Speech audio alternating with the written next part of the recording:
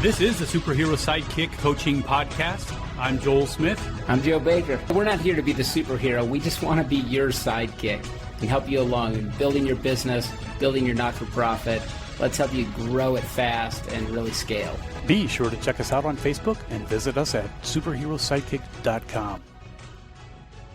Hey everybody, Joe, what's going on? How you doing? Doing well today. Excited for this podcast. Yeah, great. You got any big adventures coming up here this next week or two? You climbing any big mountains or jumping out of planes? Well, the big one that's coming is our annual snowmobile trip, which hopefully will be a record year of snow, and we'll be up there digging people out in 20 or 30 feet of snow in West Yellowstone in a few weeks here. All right. Hey, I'm targeting 2023, and I'm going to join you. I'm okay. Hey, did you hear Greg Gilboa's coming? Is he really? Yeah. Oh, that is awesome. Greg is my mentor and coach. And yeah, so that's great. Greg's coming. That's awesome. Okay. Anyway, let's not get too distracted, but I'm going to have to call him after this, Yep. So, all right. So Joe, what are we talking about today? Yeah. So we're talking about delegating and also building big teams of volunteers. Mm-hmm. And so I wanted to start you out when I work with a lot of different, I call them superheroes, CEOs.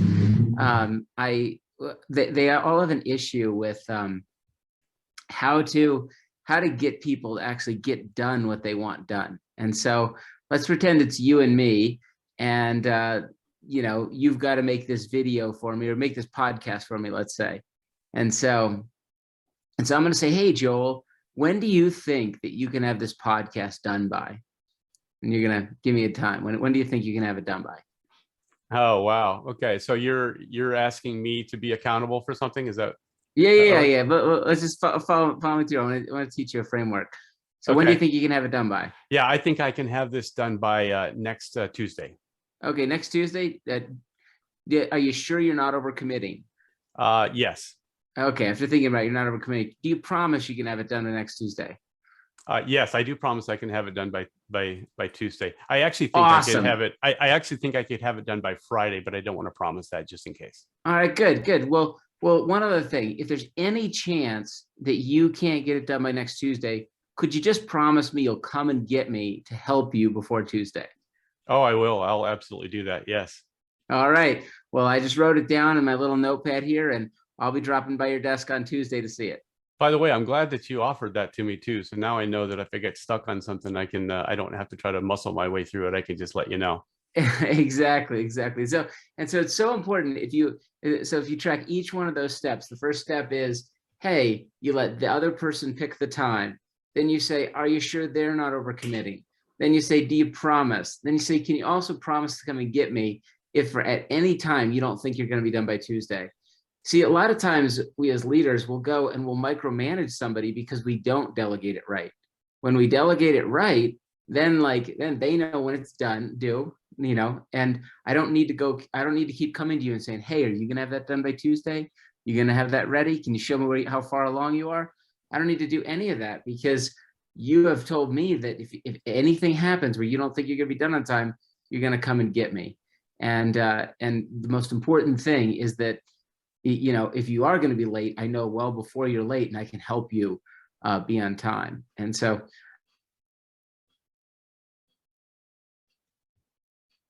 CEOs that I work with really kind of not micromanage their people. In the same way, how do you manage a lot of people? How do you manage a big team, with, hundreds of parts? And that's why we have my partner Bill on today. Bill is actually my partner with Superhero. We coach a number of different clients together, and Bill has put on 60 events with major events. These are major Christian rock festivals, and some of them have 50, 60, 70,000 people at them, and it takes a massive team. And so with that, hey, Bill, could you share a little bit about the team that you used to manage at Creation and how you would in the expectations of them when, again, they're just volunteers? Yeah, absolutely. And thank you for the opportunity to join you guys today on this podcast. Yeah, we at Creation, we would very thankfully be able to enlist up to 1,200 volunteers for one event. And just a massive amount of people to be able to equip and be able to pull off really in just about 4 days. We'd come together. And so very critical to, like you said, Joe, have clear expectations and clear communication, and to provide the proper tools to equip them and to empower them so that you can delegate. Within that 1,200 volunteers, we would have about 200 core volunteer leadership that would 30 to 35 different departments that we would organize to really pull the festival off. And these leaders just really took it to heart and really were empowered. But it's important to delegate, because you can't pull off any kind of large organization in your community that you're trying to pull off an event, a fundraiser, or just the project that you have in front of you. Yeah. And so how do you motivate volunteers at that scale? How do you like get them to, to work hard and I mean, not be off doing something else? I mean, how do you keep them motivated?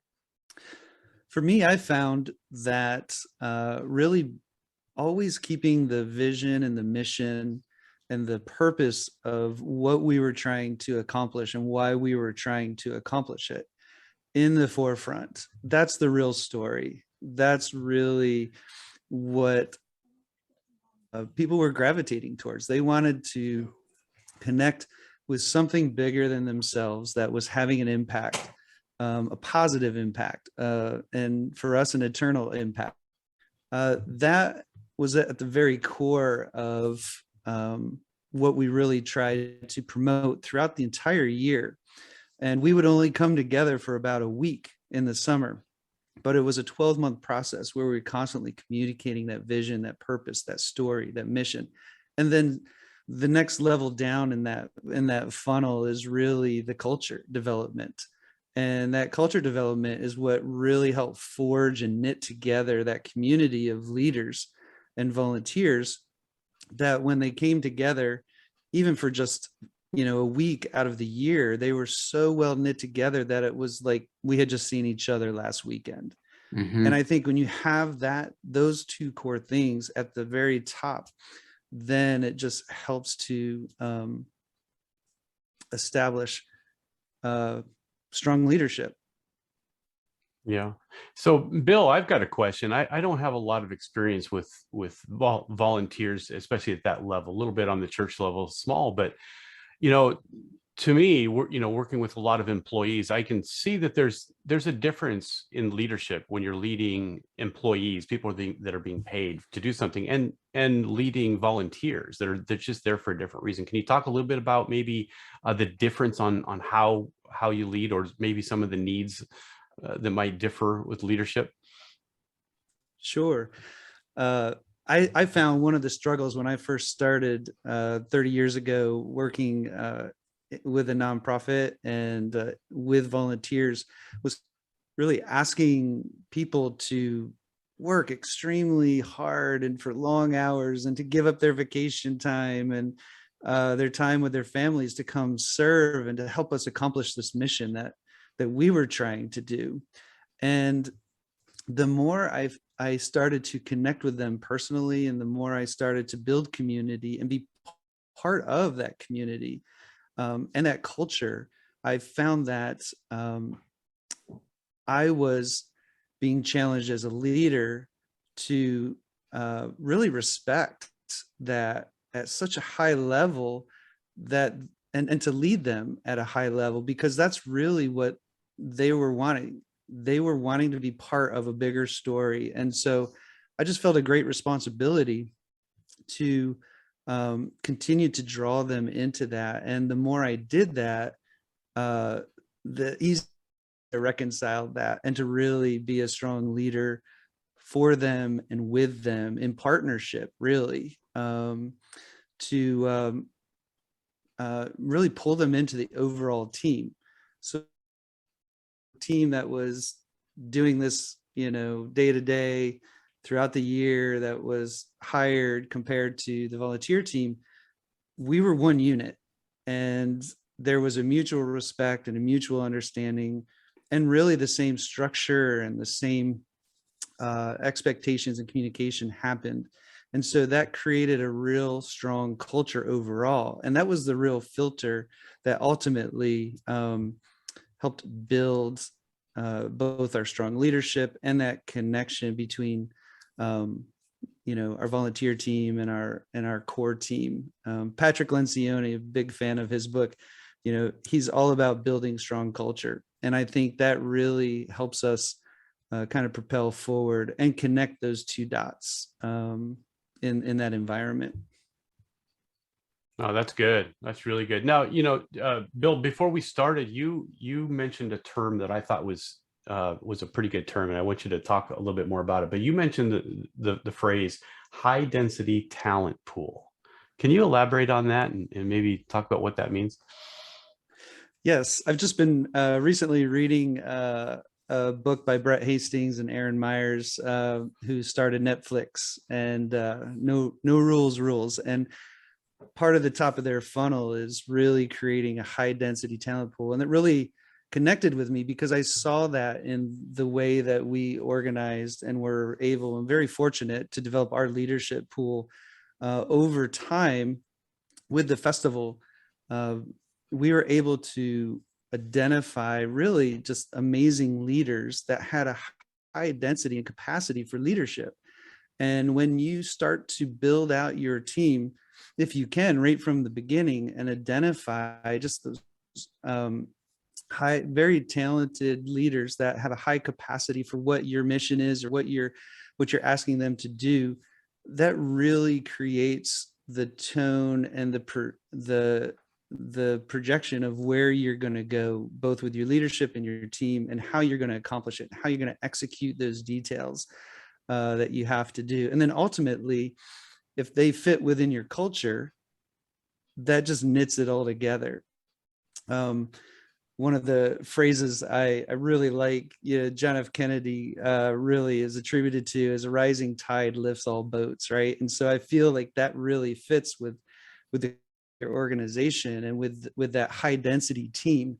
If everyone both is knit together with the culture and the mission of what you're trying to accomplish, as well as they're a really high density, they're a high density talent leader, then they're going to be that filter, and you can delegate and you can trust them and you can equip them and know that those things are going to get done because they share the same mission, purpose, and drive that you do. And that's going to just environment to work in, and you're going to accomplish great things.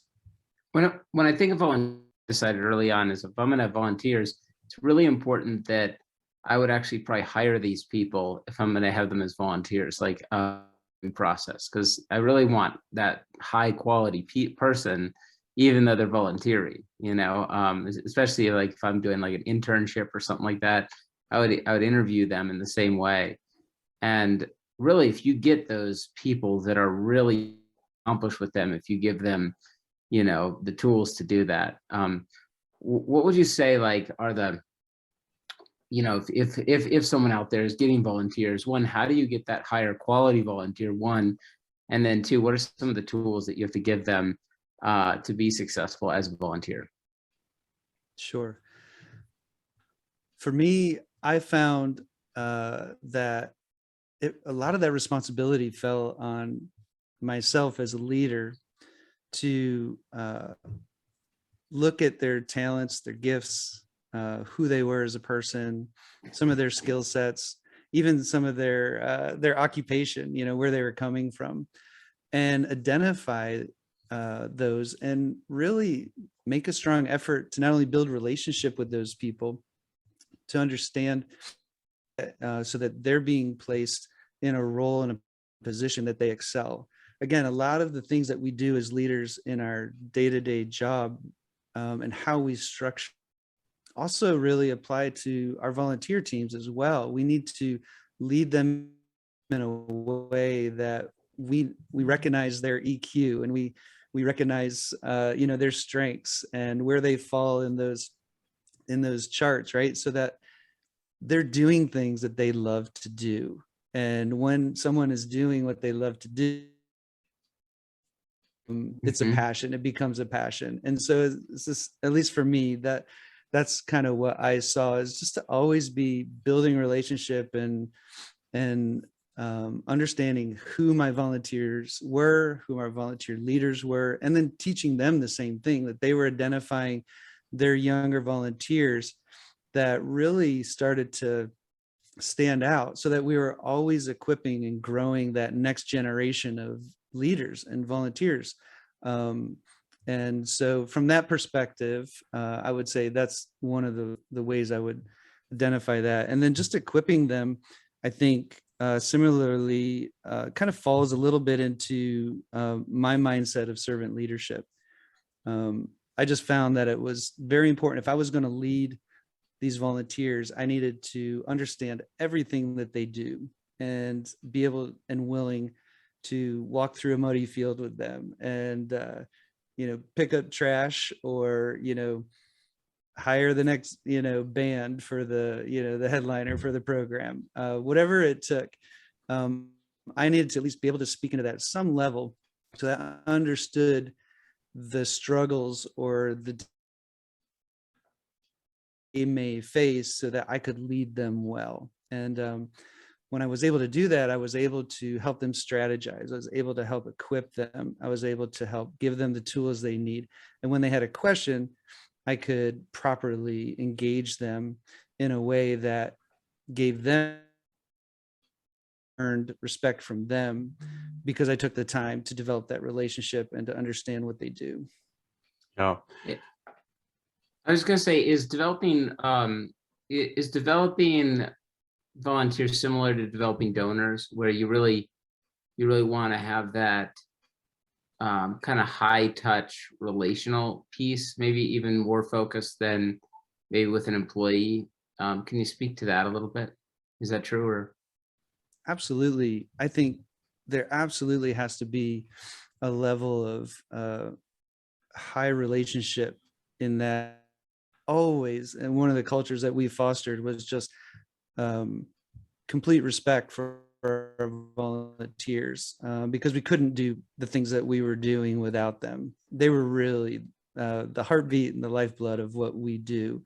So that relationship is extremely key. And that's what really fostered that mutual respect and relationship, that really we have supervisors and leaders within our team that have served for over 30 years, 20, 30 years. And then their families and generationally start to, pick up that torch and carry that on. That's the real beauty in developing that relationship. And I believe it's the same with your donors as well. You want to develop that relationship where it becomes generational. And they share in that vision, and they share in that mission and that purpose of what's being accomplished. Wow.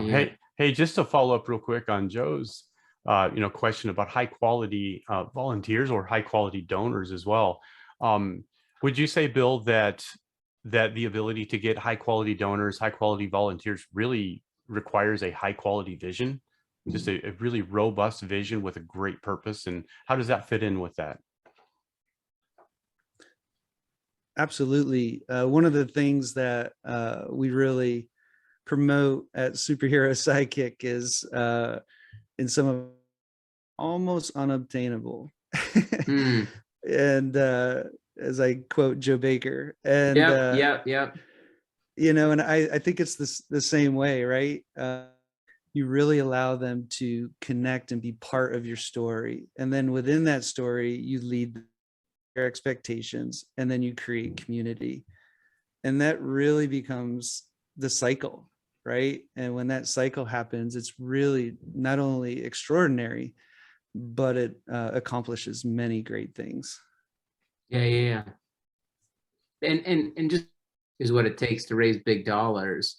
You need that big vision to inspire a lot of people to join you in what you're doing, and have them sacrifice with you, you know, what they're doing. Absolutely. Yeah, this is good stuff, Bill. So if anybody out there that's listening to Superhero Sidekick, if they've got an organization and they're really looking towards putting on some kind of an event or some kind of a you know, a get together where they're bringing people together for whatever reasons, what suggestions would you have as far as just the first couple of steps to maybe get organized or directed towards the right people or places? Yeah, I think if you're trying to organize volunteers, have a good system in which you can communicate with them. And then be clear in your vision and your mission. Make it easy for them to connect, make it easy for them to get involved. And then leadership, I think, will really help, you know, help you develop a strong volunteer. As they get excited about what you're doing and what they're doing with you, they're going to tell their friends and they're going to get other people involved. So be able to quickly bring new people into that leadership team and really cares for them. You know, we talk about donor care with our fundraisers. You need volunteer care, and you really need to take care of them and through that process while they're serving with you. Oh, that's good stuff. So Joe, if there's people out there that are listening and they want to get a hold of Superhero Sidekick to really get some advice on bringing on some great events, how'd they get a hold of you, and what's the process there? So we're good at like helping people put on all sorts of events.